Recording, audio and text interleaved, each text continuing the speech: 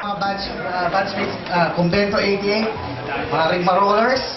At syempre, our special guest for today, si Father Eric, si Ma'am Memorasyon, si Sarina. So, isang magandang palapakang sa mga programa.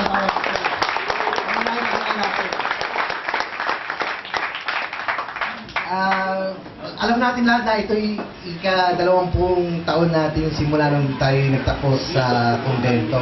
So, nais natin maging isang memorable. Raymond, si Jeff Sulit pala ako. Ay, mamaya ko pinalo. Pwede yun hindi na pinalo. Pahit pa ako dyan. Raymond, enjoy ka. Enjoy ka. Maging isang magandang sama-sama at salusang natin to. Na hindi lamang kasiyahan, kundi meron din tayong cause yung reunion natin to.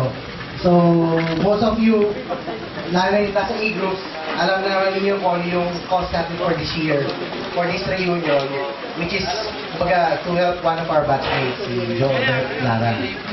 Aga pa ang araw, kaya mamaya pa, lalong magkakasayahan tayo at ano.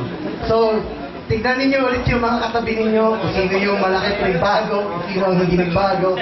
Kaya, kaya kung ano, Maraming nagbago dun ah.